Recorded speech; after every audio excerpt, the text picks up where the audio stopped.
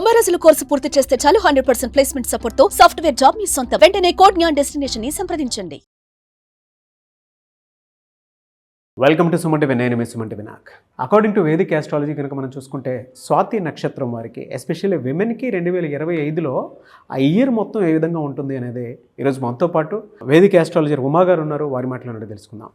నమస్కారం ఉమా గారు. నమస్తే నాగరాజు గారు.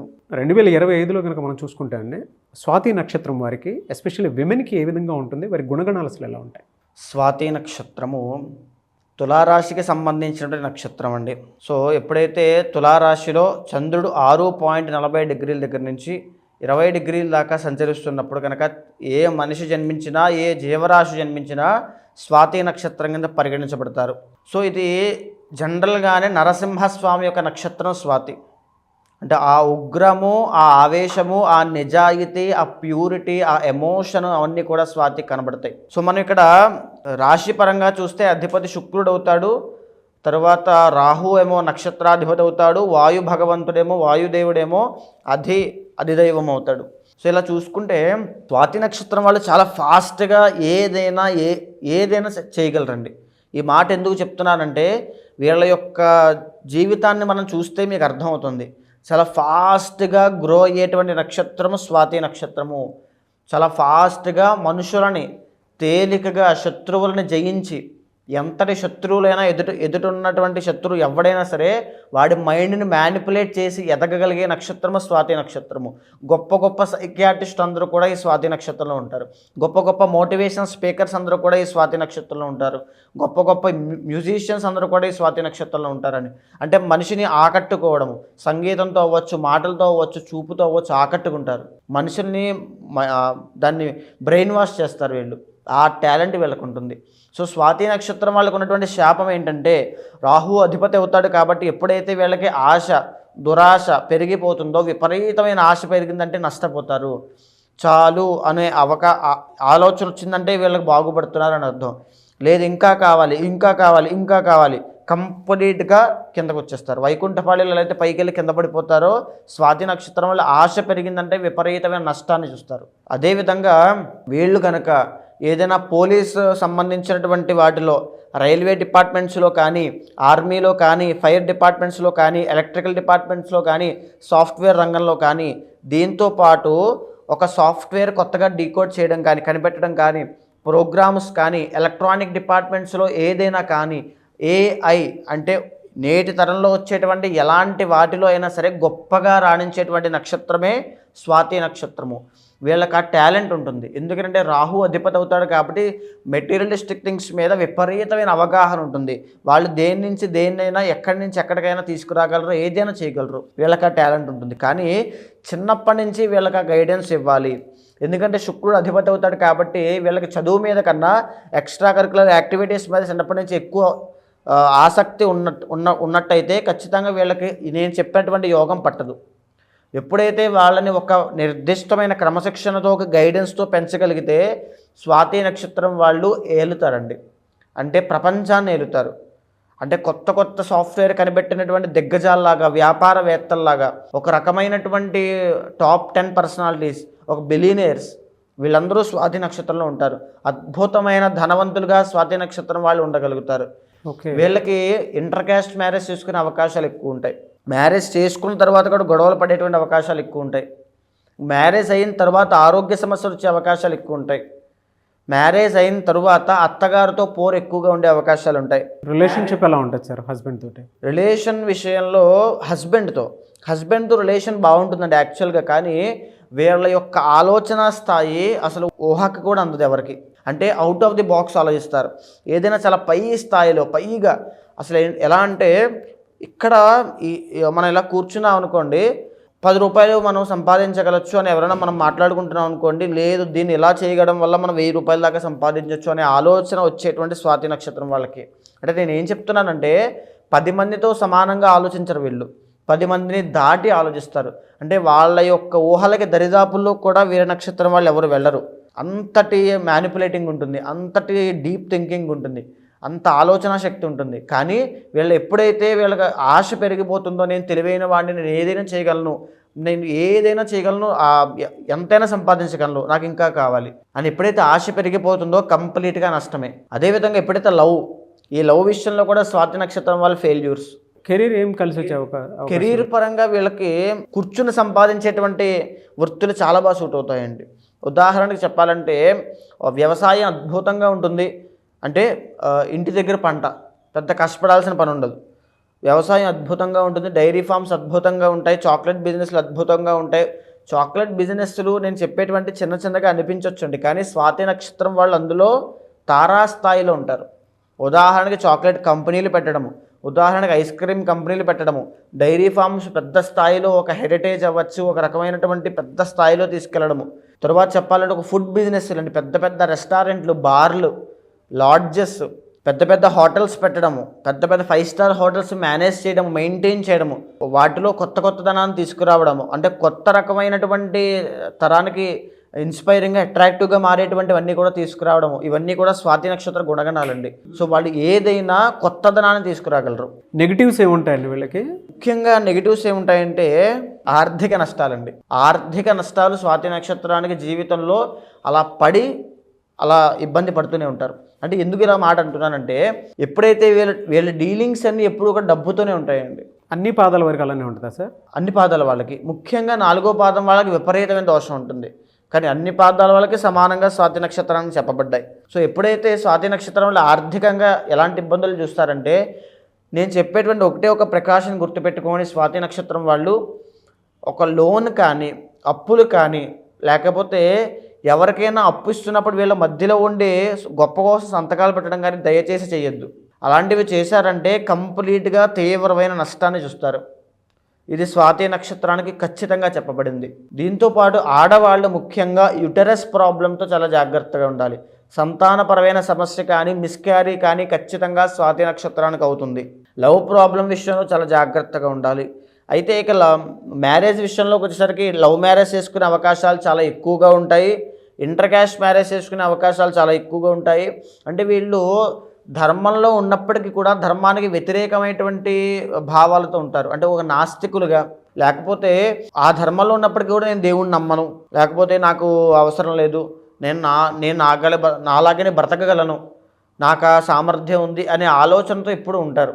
సో దేవుడు మన గుడికి వెళ్ళకపోతే పని అవ్వదా, ఈ ఆలోచనలు ఎక్కువ వస్తుంటాయి వీళ్ళకి. సో ఎప్పుడైతే ఈ మ్యారీడ్ లైఫ్లో ఇబ్బందులు వస్తున్నాయో కంగారు పడద్దు. ఎందుకంటే మీకు వెళ్ళే కొద్దీ మ్యారీడ్ లైఫ్లో వెళ్ళే కొద్దీ జరిగే కొద్దీ అద్భుతంగా ఉంటుంది. అత్తగారి దగ్గర నుంచి ఖచ్చితంగా పోరుంటుంది. సో జాగ్రత్తగా ఉండాల్సిన అంశములు చెప్పేది న్యూరో ప్రాబ్లమ్స్ అండి, స్కిన్ ప్రాబ్లమ్స్, ఈఎన్టీ ప్రాబ్లమ్స్, ముఖ్యంగా స్వాతి నక్షత్రం వాళ్ళకి dental problems, throat problems, year problems, eye problems, hair fall విషయంలో, తర్వాత మైగ్రేన్ అవ్వచ్చు, తర్వాత ఈ భాగానికి సంబంధించి ప్రతి అంశంలోనూ స్వాతి నక్షత్రం వాళ్ళు చాలా కేర్ఫుల్గా ఉండాలి. జనరల్గా వీళ్ళకి 2025లో ఏ మంత్లో ఏ విధంగా ఉండే అవకాశం ఉంటుంది? ఉదాహరణకి ఇప్పుడు 2025లో జనవరి మాసంలో ఈ స్వాతి నక్షత్రం వాళ్ళకి జనరల్గా చెప్పాలంటే ఇప్పటిదాకా పాపం విపరీతమైనటువంటి కష్టాలు పడ్డారండి ఆడవాళ్ళు. ఎంతో శ్రమ, ఎంతో కష్టము, ఎన్ని తెలివితేటలు ఉపయోగించి ఎన్ని అద్భుతమైన ప్రణాళికలు వేసినా అవేమీ పని చేయకుండా చాలా ఇబ్బంది పడ్డారు. కానీ ఈ జనవరి మాసంలో వాళ్ళ తాలూకు కష్టానికి ప్రతిఫలం వచ్చేటువంటి రోజులు ప్రారంభమయ్యాయి ఈ జనవరి మాసంలో. ఇది రాను మార్చి 30వ తారీఖు తర్వాత, మే 15వ తారీఖు తర్వాత, ఎస్పెషల్లీ వీళ్ళకి ఫిబ్రవరి 15 దగ్గర నుంచి ఏప్రిల్ 6వ తారీఖు దాకా బ్రహ్మాండంగా ఉంటుంది స్వాతి నక్షత్రం వాళ్ళకి కనుక ఇండివిజువల్ జాతకంలో కనుక దోషం ఉంటే కనుక ఇబ్బందులు పడతారు ఖచ్చితంగా. ఎప్పుడైతే మే 18వ తారీఖు తర్వాత గురుడు ఎప్పుడైతే మిథునంలోకి వస్తున్నాడో, తులారాశిలో ఉన్నటువంటి ఈ స్వాతి నక్షత్రం వాళ్ళకి గుర్తుపెట్టుకోండి, పట్టిందల్లా బంగారం అయ్యేటువంటి యోగం ఉంటుంది. భాగ్యస్థానంలోకి గురుడు రాబోతున్నాడు. అద్భుతమైనటువంటి ధనయోగము, అసలు అంత అద్భుతమైనటువంటి ధనయోగం పడుతుందంటే వీళ్ళ ప్రమేయం లేకుండా ఏదైనా దీంట్లో ఇన్వెస్ట్మెంట్ చేసినా, స్టాక్ మార్కెట్ అయినా, ట్రేడింగ్ అయినా, ఒక బిజినెస్ అయినా, ఎలాంటివైనా వంశపారంపర్యంగా వచ్చేటువంటి ఆస్తులు రాక ఇబ్బంది పడుతున్న వాళ్ళు కూడా ఈ మే 18వ తారీఖు తర్వాత అవన్నీ వచ్చేస్తాయి. విపరీతమైన ధనాన్ని, సౌఖ్యాన్ని, ఆనందాన్ని, సుఖాన్ని చూడబోతున్నారు. మే 18 తర్వాత నుంచి అక్టోబర్ దాకా, అక్టోబర్ నెల దగ్గర నుంచి డిసెంబర్ నెల దాకా ఎవరైతే వృత్తి వ్యాపారంలో స్థిరపడలేదు, డబ్బు ఉంది కానీ పర్మనెంట్ అవ్వట్లేదు, ఒక గ్రోత్ లేదు, ప్రమోషన్ లేదు అనుకుంటున్నారో వాళ్ళకి అక్టోబర్ దగ్గర నుంచి డిసెంబర్ లోపు సెటిల్ అయిపోతారు. బ్రహ్మాండమైనటువంటి యోగము ఈ స్వాతి నక్షత్రానికి 2025లో ఈ సంవత్సరంలో రాసిపెట్టింది. వీళ్ళు ఇండివిజువల్ జాతకంలో దోషాలు ఉన్నాయా, ఎదగలేరు. అంతర్దశానాథుడు దోషప్రదం అయ్యాడా, ఎదగలేడు. మహాదశానాథుడు దోషప్రదం అయ్యాడా, ఎదగలేడు. తరువాత లగ్నం బలం లేదా, కాన్ఫిడెన్స్ ఉండదు, నేను చేయలేనేమో, నాకు రాదేమో, ఇదంతా ఊరికనే చెప్తున్నారేమో, ఇదంతా స్వాతి నక్షత్రం మాది ఎప్పుడు ఇంతేలే అనే భావన వస్తుంది వాళ్ళకి. చూసే వాళ్ళకి కూడా ఆ భావన ఎందుకు వస్తుందంటే లగ్నంలో బలం లేక. ఓకే, లగ్నం ఎప్పుడైతే స్ట్రాంగ్గా ఉంటుందో, నేను నెగిటివ్ చెప్పినా లేదు లేదు లేదు లేదు పరిహారం ఉంటుంది, పరిహారం ఆచరిద్దాము, తప్పకుండా సాధిద్దాం అనేటువంటి ఆలోచన వస్తుంది. వీళ్ళకి లగ్న బలం లేదనుకుంటే వీళ్ళు ఏమీ చేయలేరు. మిగతా మంత్స్లో ఎలా ఉంటుందండి? మిగతా మంత్స్లో చెప్పాలంటే మార్చి 30 తర్వాత వీళ్ళకి ఆరోగ్యపరమైన నష్టం కనబడుతుంది. మార్చి 30 దగ్గర నుంచి సెప్టెంబర్ దాకా ఆరోగ్య నష్టం కనబడుతోంది. ఆరోగ్యపరంగా ఎలాంటి నష్టం ఉంటుందంటే ఉదర సంబంధించిన వ్యాధులు, అంటే రెస్పిరేటరీ అవ్వచ్చు, లేకపోతే ఈ ఉదరానికి సంబంధించి చెస్ట్ అవ్వచ్చు, లంగ్స్ అవ్వచ్చు, వీటికి సంబంధించినటువంటి ఇబ్బందులు, తర్వాత స్టమక్ ఇండైజెషన్ ప్రాబ్లమ్స్. సెప్టెంబర్ నుంచి ఎక్సలెంట్గా ఉంటుంది. ఆరోగ్యపరంగా అప్పటిదాకా పడిన సమస్యలన్నిటికీ కూడా కాస్త ఉపశమనం కలుగుతుంది. ఎస్పెషల్లీ అక్టోబర్ దాకా గురుడు బాగున్నాడు కాబట్టి వీళ్ళకి ఎప్పుడైతే గురుబలం ఉందో నాగరాజు గారు, ఈ వచ్చేటువంటి చిన్న చిన్న గ్రహాల యొక్క ట్రాన్సిట్లు కూడా దగ్ధం అయిపోతాయి, అంటే అది పనిచేయవు. గురుబలం ఎప్పుడైతే భాగ్యస్థానంలో కనబడుతుందో అద్భుతంగా ఉంటుంది. ఈ గురుబలము అక్టోబర్ తర్వాత నుంచి దశమ స్థానంలోకి కర్కాటకంలోకి వెళ్ళిన తర్వాత వృత్తి వ్యాపారాల్లో అంటే వీళ్ళకి నెగిటివ్ కన్నా పాజిటివ్ ఎక్కువ కనబడుతుంది. ఈ 2025 మే తర్వాత నుంచి మే వరకు అవకతవకలు ఉంటాయి, ఫ్లక్చువేషన్స్ కొట్టుమిట్టాడుతూ ఉంటారు. మే 18 తర్వాతనే వీళ్ళకి ఆ రాజయోగ సంబంధించిన ఛాయలు కనబడతాయి. వీళ్ళు ప్రయత్నం చేయాలి, ప్రయత్నం చేయకుండా అక్కడే ఉంటే ఏ పని అవ్వదు. విపరీతమైన ధనయోగం పట్టబోతుంది. దోషాలు ఏముంటాయండి వీళ్ళకి? ఎక్కువగా చెప్పాలంటే ఈ స్వాతి నక్షత్రానికి వీళ్ళకి వీళ్ళే ప్లస్, వీళ్ళకి వీళ్ళే మైనస్ అండి. సో లగ్నం బాగాలేకపోతే వీళ్ళు ఏ పని చేయలేదు, కాన్ఫిడెన్స్ ఉండదు. ఎందుకనంటే ఇక్కడ ఈ యొక్క తులలో రవి నీచస్థితి పడతాడండి. ఎప్పుడైతే నీచస్థితి పడతాడో కాన్ఫిడెన్స్ ఉండదు, రక్తదోషాలు ఉంటాయి, బోన్స్కి సంబంధించిన ఇబ్బందులు ఉంటాయి, ఫ్రాక్చర్లు అవ్వడము, చిన్న చిన్న గాయాలు అవ్వడము, దానికి సంబంధించిన అంటే చేతిలోకి రాడ్ వేశారు, కాల్లో రాడ్ వేశారు అంటుంటారు చూసారా, ఈ స్వాతి నక్షత్రం వాళ్ళకి ఎక్కువ జరుగుతుంటాయి. ఆ బోన్స్కి సంబంధించిన ఇబ్బందులు, బోన్స్ ఫ్రాక్చర్ అవ్వడము, బోన్ డెన్సిటీ తగ్గిపోవడము, లేకపోతే ఎక్కడో బోన్ సంబంధించిన ఇబ్బందులు అవ్వడం, బోన్ క్యాన్సర్లు, తర్వాత కాన్ఫిడెన్స్ లేక డిప్రెషన్, యాంగ్జైటీ అయిపోవడం, భయస్థులు, బయటికి రారు, సంతానపరంగా ఇబ్బందులు ఉంటాయి. ఇందాక చెప్పాను కదా, శని యొక్క ఇది ఉండడం వల్ల, దృష్టి ఉండడం వల్ల ఖచ్చితంగా సంతానపరంగా ఇబ్బందులు ఉంటాయి. ఇండివిజువల్ జాతకంలో బలంగా ఉంటే దాని నుంచి తప్పించుకుంటారు. వీళ్ళకి ఏది మంచి రోజు అండి కలిసి వచ్చే అవకాశం ఉంటుంది? కలిసి వచ్చే అవకాశాలు శుక్రవారం అండి, శుక్రవారము, మంగళవారం కూడా. ఎందుకంటే రాహు అధిపతి అవుతారు కాబట్టి మంగళవారం నాడు ఎస్పెషల్గా వీరు నరసింహస్వామి యొక్క ఆరాధన చేస్తే ఈ యొక్క స్వాతి నక్షత్రం వల్ల అద్భుతమైన ఫలితాలు ఉంటాయండి. నరసింహస్వామి, లక్ష్మీ నరసింహస్వామిని ప్రతి నిత్యము ఆరాధన చేయాలి. నరసింహస్వామి నక్షత్రమే స్వాతి నక్షత్రము. ఎనీవేస్ సార్, థ్యాంక్ యూ అండి, thank you so much Uma గారు. నమస్తే. ఎనీవేస్ థ్యాంక్ యూ అండి, thank you so much Uma గారు, ఎందుకంటే చాలా డీటెయిల్గా చెప్పారు వీటికి సంబంధించినటువంటి వాటిలో ఏ విధంగా ఉంటుంది అనేది. Thank you so much. నమస్తే. ఏవైతే మీరు మాట్లాడటం జరిగిందో వాటికి సంబంధించినటువంటి వాటిలో ఏదైనా చిన్న దోషం ఉన్నా, లేదా పరిహారాల కోసం అని చెప్పేసి పూజల కోసం, హోమాల కోసం, లేదా మంచి లగ్నం కోసం, లేదా కొంతమందికి ఏంటంటే సంతానానికి సంబంధించిన ఇష్యూస్ ఉంటాయి, కొంతమందికి ఏంటంటే వ్యాపారం ఏదైనా మంచి టైంలో ప్రారంభించాలనుకుంటారు, వారి పేరు వాళ్ళని బట్టి ముందుకెళ్ళాలి అనుకునేటువంటి వాళ్ళు ఉంటారు, కొంతమంది మంచి ముహూర్తం కోసం, పెళ్ళిళ్ళ సీజన్ ఇది, దానికి సంబంధించింది కూడా కావాలనుకునేటువంటి వాళ్ళు ఉంటారు. మిమ్మల్ని వీడియోస్ చూసిన తర్వాత అప్రోచ్ అవ్వాలి అనుకునేటువంటి వాళ్ళకి మీరు ఏం చెప్తారు? అపాయింట్మెంట్ ఇస్తారా?